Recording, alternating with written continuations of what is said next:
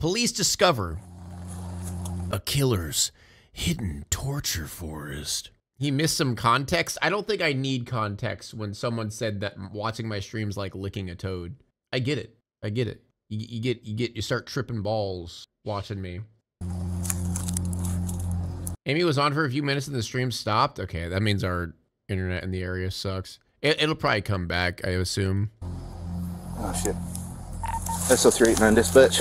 I've located the body. The scene's about 50 yards on a trail. This lone cop just discovered a dead body in the middle of the woods. What is that? Sounds like it's heading this way. I feel some knife up top of the body, carving the blood of the place. 10-4, signal 7. Please send another unit to my location. What he doesn't know yet is that the lifeless man in front of him has been tortured for hours by the twisted man hiding in this very forest. Oh! Whoever did this, that's fresh. There's a little eyeball right here. There's some creepy shit right here. Smell this right. You don't smell gas right here? Yeah. So they're gonna torch him? I'm not sure what it is, but I've got movement. Dude, why does this feel like this is a Home Alone setup? Is this like the Cummy Man? And he like set up a bunch of traps, you know? And all of a sudden they're just gonna get attacked, like Cummy Man's just gonna come out and just all of them at the same time? God. If there's like a place I could watch something like that, you know? Like, just to see what that would be like. East of my location in the woods. There's something moving around back this way. He carries 3 or 4 knives on him. He thinks he's random. You're what? I'm just like a god. I'm just like a god? It's December 23rd, 2022, and Officer Azure has just received a 911 call from a distraught man reporting that he's found his best friend's lifeless body in the middle of the Lake Jackson forest. You think he's the killer, chat? Officer Azure, along with a group of first responders, quickly arrive at the scene. That's my friend, Are they the same? I thought I was seeing, I thought I was drunk. Like seeing double or some shit. What the fuck? I thought that was like his shadow. Like some fucking like Wendigo or what the Skinwalker, some shit. Like what the fuck? He just came out of nowhere. They're the same person. Here they encounter Jamie, the 911 caller, and his best friend Robert. Both which one? Of whom urgently want to show the officer where their dead friend is. Considering the serious circumstances, Officer Azure decides to follow Robert into the forest. Why is everyone saying Wendigoon? I said Wendigo. Despite being alone. 389, I'm 1012 with him. Just give me a minute. I'm 1012 with 2. I'm heading down to take a look. 361, if you want to come down, and 56 with the EMS in the back. I'm headed down to the scene. We're gonna go back that way, about 50 yards. Okay. 50 yards. When I walked over the bridge, yeah. Knife was laying on the ground. There's no blood on it. Did you touch the knife? I did pick up the knife. Okay. Well, we're gonna need to get fingerprints from you. Okay. No problem.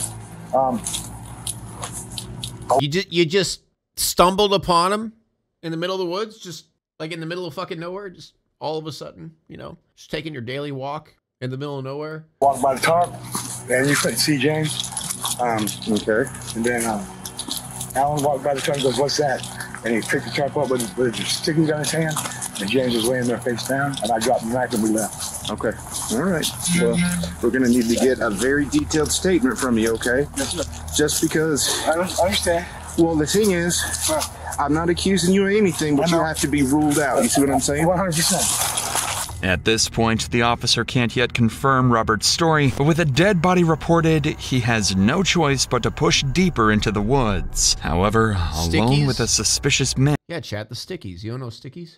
And he's just met, and a killer who could be lurking nearby, the officer knows he must proceed with extreme caution. You just hang on down right here for me, okay? Let me get up there and take a look. Which one? Right here, playing. Oh, shit. Okay. Don't want the unalived sentence. Wait, did he say unalived?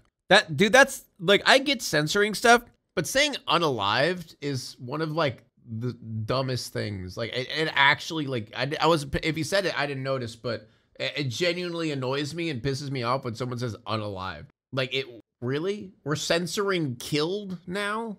Like, I get the word rape to an extent because, like, for some people, it can be kind of triggering. But, like, I don't know. And then, please put in that back stand, please. Or, like, the word suicide. People say they unalive themselves or something like that. It's just like, really? All right. It almost sounds like you're mocking them in a way, you know? Where's the knife? The knife is on the left-hand side of him. Okay. Laying on the ground. He's got a white belt. Okay. Just hang out there for me, okay? Yeah.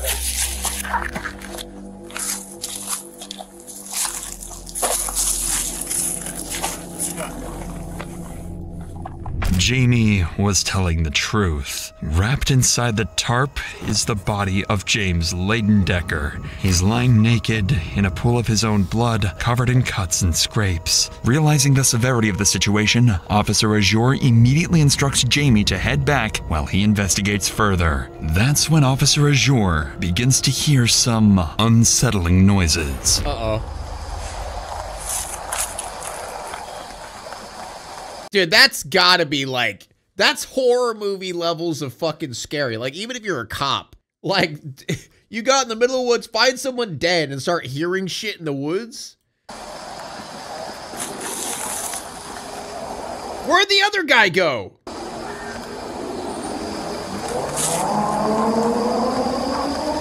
I'm not sure if it's a person or I'm not sure what it is, but I've got movement east of my location in the woods. Sounds like it's heading this way. Yo, where's the other guy though? What? He got sent back to the road? The cop told him to leave? Oh, okay. I didn't see that part. Sorry. I'm not full. I'm not locked in. I'm not locked in. Let me locked in. Hey, LT. Fortunately for Officer Azure, backup arrived just in time, providing some relief from whatever might have been lurking in the forest.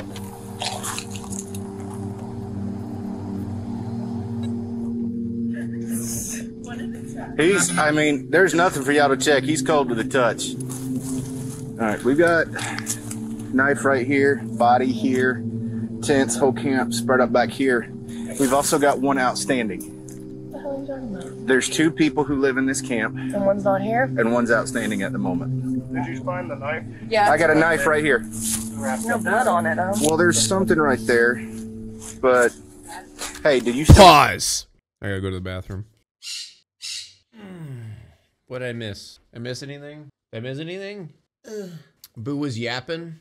I think he may need to get his prostate checked. That took a while. No. I just like to enjoy my time, you know? It's like sometimes you think, man, pooping feels so good. There's a way, like, you could feel that, but like going in and out over and over, that would be cool, you know? Still got those 2 guys 10-12 up front? Yeah, they're standing there waiting for us. Good, because one that led me back touched the knife, so we need to get his prints and a statement off him. The other one touched the tarp. They found out what was going on and they took off. I checked the camp and he's the only one back here. Well, I got the name of the person that he was arguing with at 5 or 6 o'clock. Yeah, so, and I've got what looks like maybe his clothes right over there. So he's naked and there's some clothes right there on the fire. As medical staff arrives and examines the body more closely, they observe a brutal manner of death, blunt force trauma to the head, strangulation, and something even more disturbing, gasoline, found in James's lungs and stomach. Detectives are left Ew, what the fuck? Oh, God. with a burning question. Why would a victim have gasoline inside him? However, this would be only one of the many disturbing details officers uncover at the scene. Hey, Seth, take a look at this for me. What is that? Is that just soot weared off on that, or? I mean, it looks awful shiny. Yo, Astral Hams, thank you so much for tier 1. But he is butt naked, face down on the tarp with his upper torso covered. Astral Hams with the gifted sub, thank you so much. So I don't know what his face looks like. If he was stabbed in the neck or the face, the blood may be hidden by the tarp. I'm not seeing any obvious blood. Apparently the witness picked up the knife, and the knife has like a rosy string around it. There's blood on it. Yeah, the tarp's brown, but there's blood all over the tarp, like blood splatter. It looks like, I mean, he was moved post-mortem. You can tell by the way he was dragged. Oh, he's got his fucking leaf in his ass crack. Yeah. That's hollow down below, you see that? Yeah. That's crazy.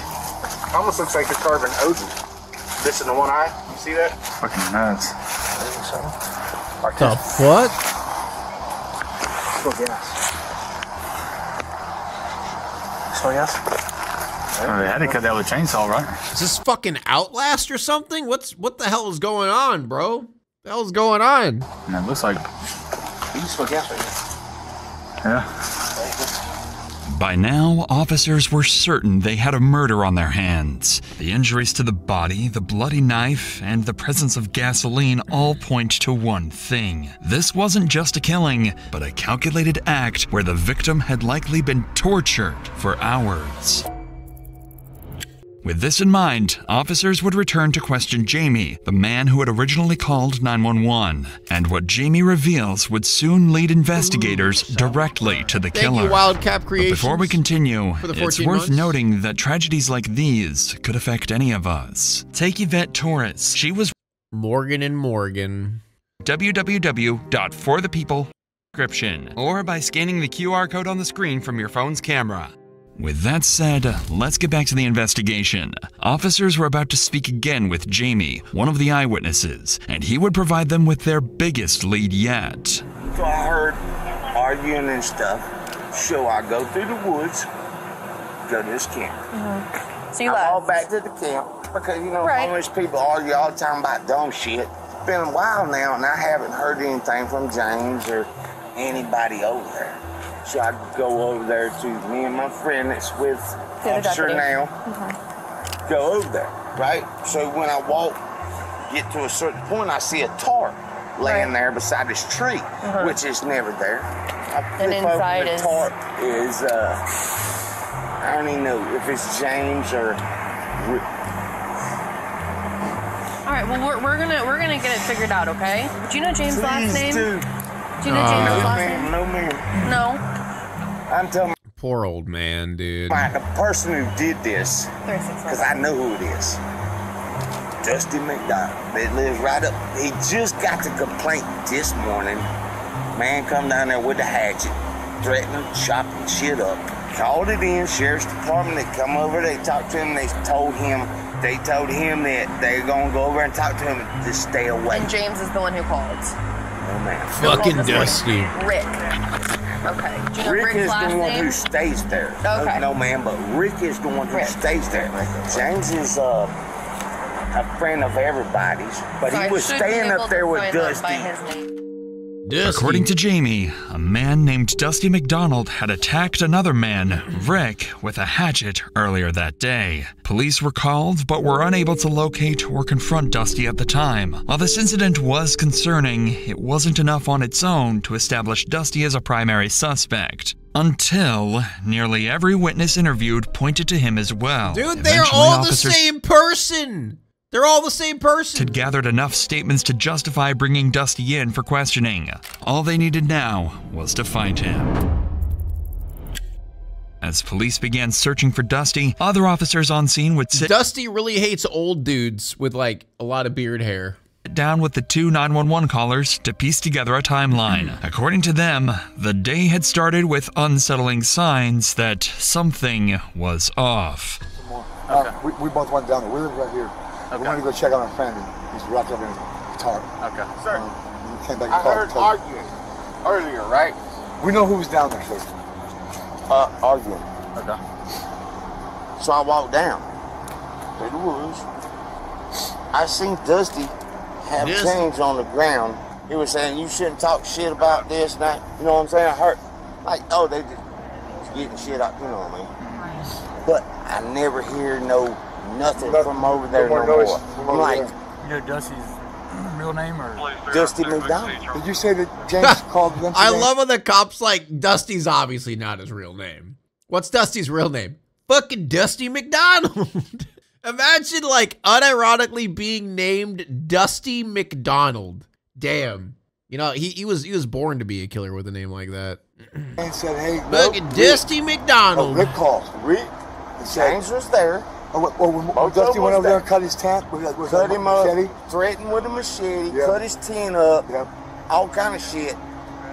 They called the police. Called the police, made a report, and the police just said, stay away from it. There's a tarp laying beside a tree that's never there, because I live here, and I took the stick and went.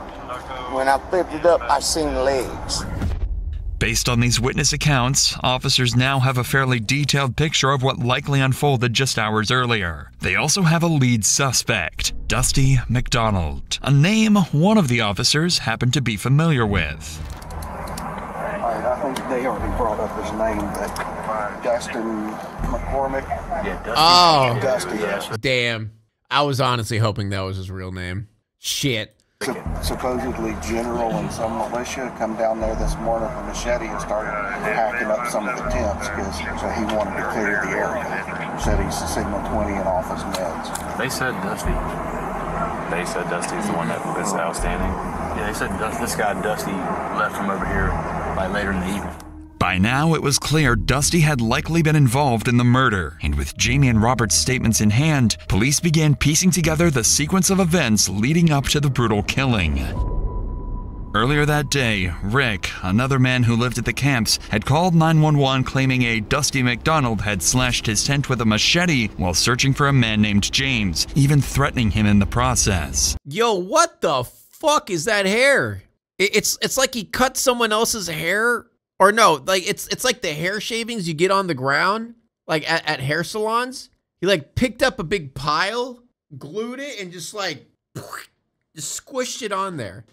Later that afternoon, Dusty managed to find James, and witnesses reported hearing arguing from the camp. When they checked to see what was going on, they saw Dusty on top of James, wrestling and yelling. It didn't appear to be anything more than a heated argument, so they returned to their camp. However, hours would pass, and I knew a dude once whose last name was Dick and his nickname was Poop.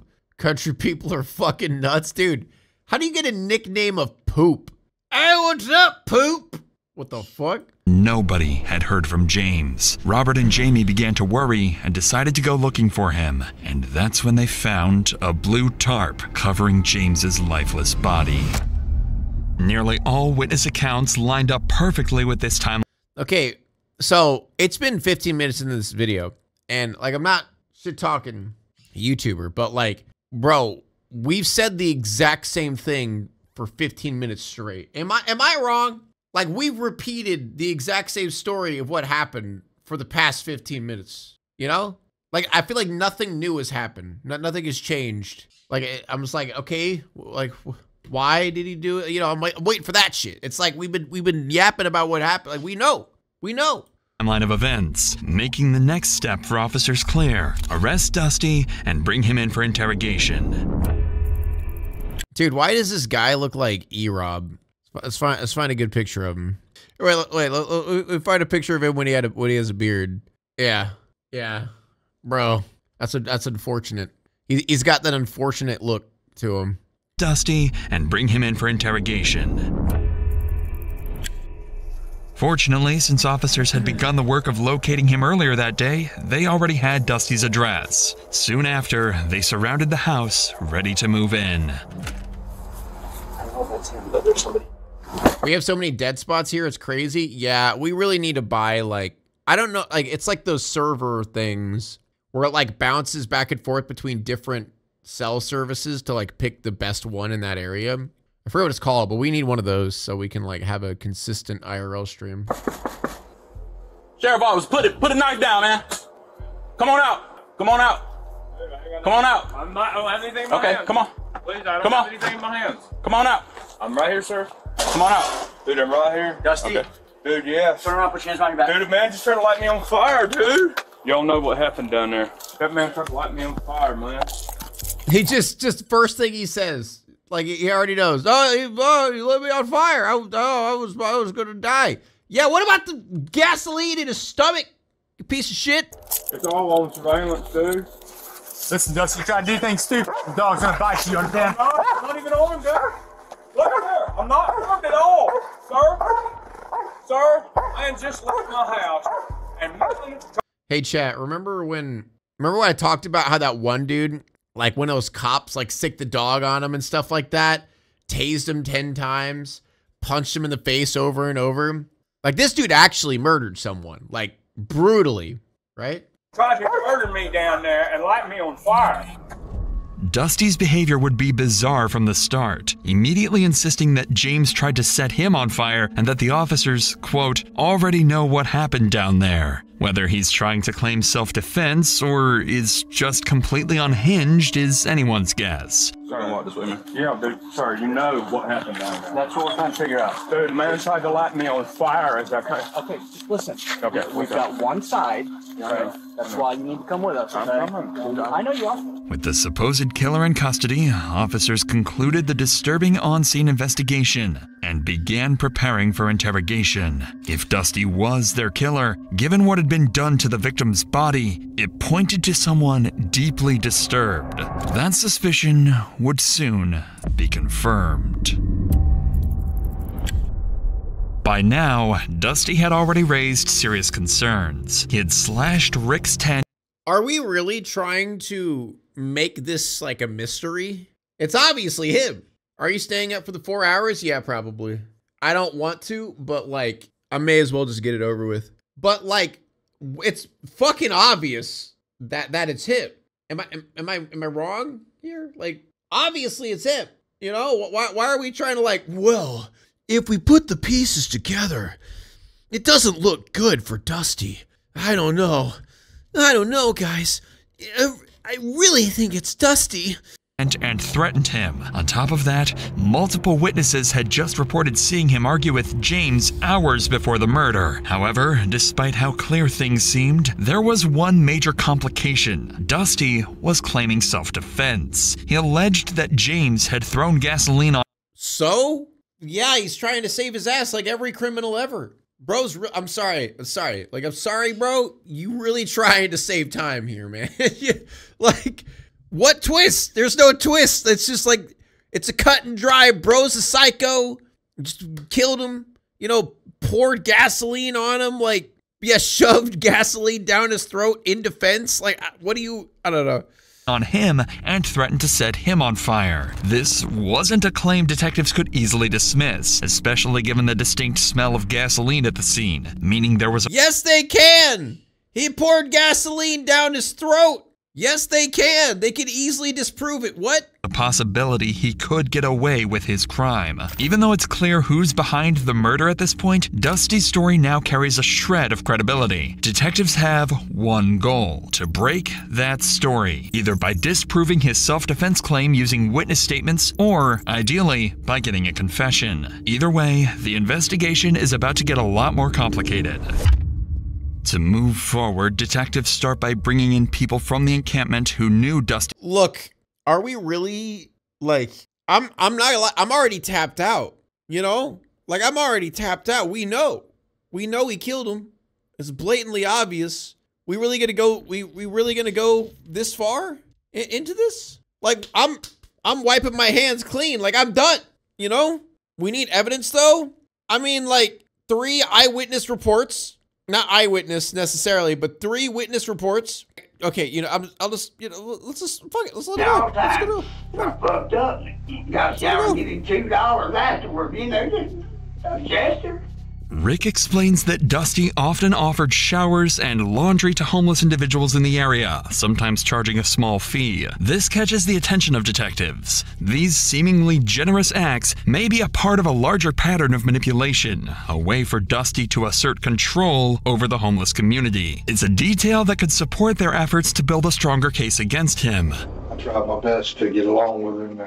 You know, he had a shower that we all used, you know, sometimes try to keep him good with him for those reasons and stuff, you know. Yeah, I get that. Never, my wildest dreams that I think he was capable of murdering, that's honest truth. I was just over there basically using his necessities like we all were when we had a chance to, you know, shower. Usually offered it. That's his way of making friends with us, I think. I had stayed with him before and he kicked me out. I thought I was in a line, so I was taking pictures of him and stuff like that with my phone. I didn't even have a phone then. Like, I saw you taking pictures of me with your phone. I said, I didn't have a phone. I said, you gotta go. I left. Dusty lives in a house near the homeless camps, a property owned by his grandfather. At first, much like Rick, Busby describes Dusty as someone who seems generous, allowing members of the homeless camp to use his home for basic amenities. As investigators continue interviewing members of the homeless community, a more troubling picture of Dusty begins to emerge. He has a history of strange and violent behavior marked by paranoia and delusions. However, officers face a challenge. The interviews so far have been too vague, highlighting Oh my god. The officers keep facing a new challenge, man. They keep facing a new challenge, bro.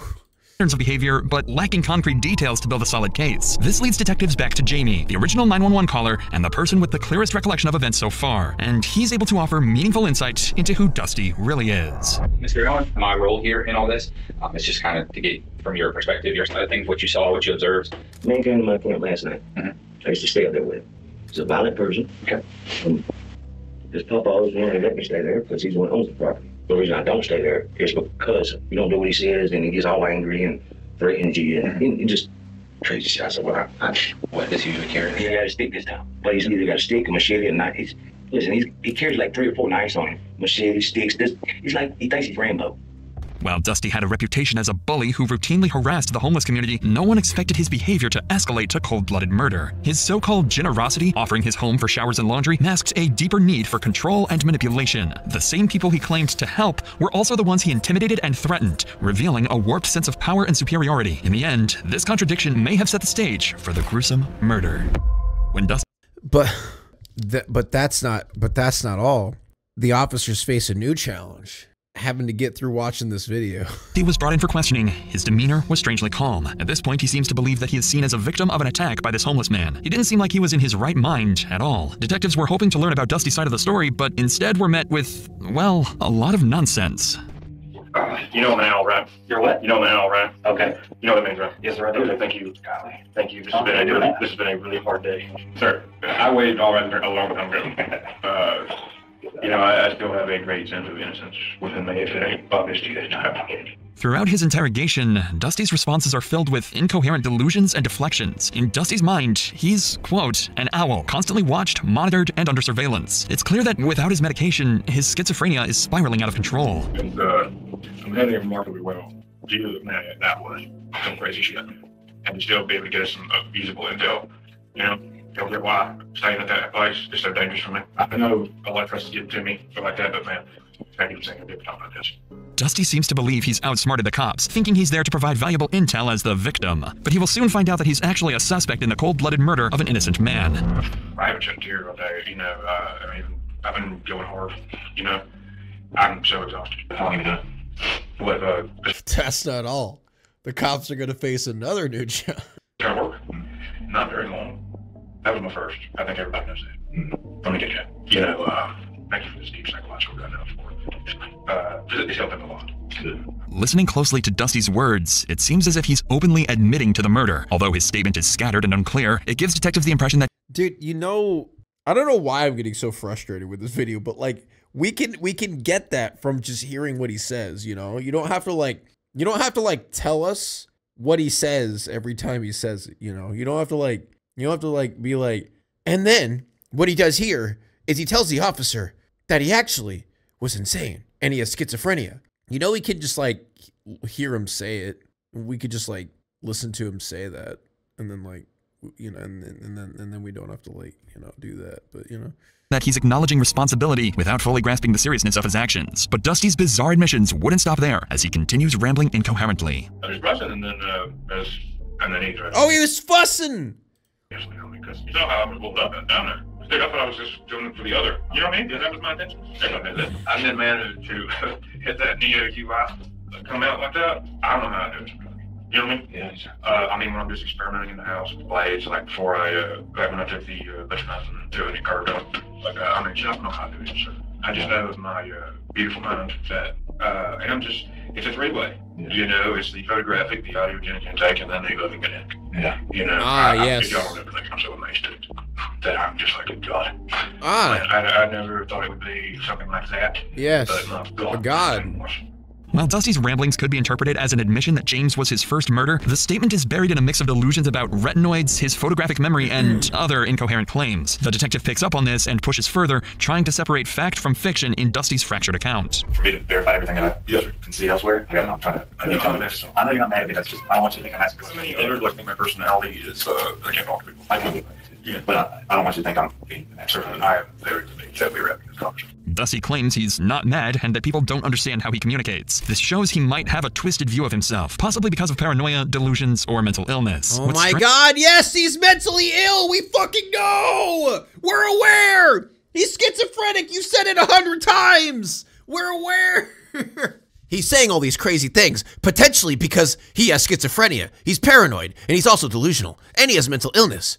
He says something crazy again. He said something crazy. This could be because he's also mentally ill, or potentially this could be caused by his paranoia and his delusions. Like, yes, we know. We know, dude, we know. Strange is how calm and relieved Dusty seems. Most guilty people would be nervous or scared during an interrogation, but Dusty is different. He seems to still believe he's the victim and doesn't grasp the seriousness of his actions. Instead of taking responsibility, he thinks people just don't understand him. This becomes even clearer when Dusty asks one final question to the detective. Will I be able to go home? I'm going to figure that out. Yeah, am I going to jail or we're going down to dance? We're going to have to figure that kind of out because how this thing kind of goes from here. I guess. I'm going to talk to you about it. After this bizarre exchange, the detective had heard enough to know it was time to wrap up the interrogation. Dusty's lack of remorse and distorted grip on reality made it clear they were dealing with someone who didn't fully understand the weight of his actions. Is it potentially because he's mentally ill?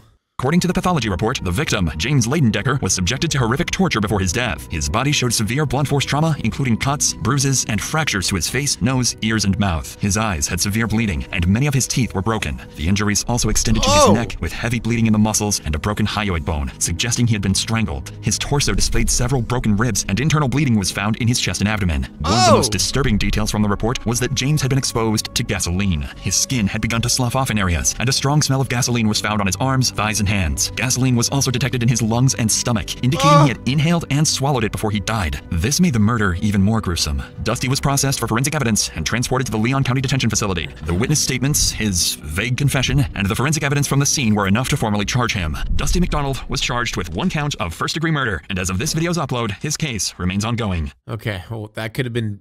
We could have shown all like this part, like we start like 12 minutes in. But I mean, interesting case. I just got a little bit tapped out. Not gonna lie. Now it's time to walk away. I hope you enjoyed your stay. Did you laugh or cry or maybe subscribed? I'll thank you either way. You know I will miss you. I hope you return. Tell your friend or your mother to get me more views, please.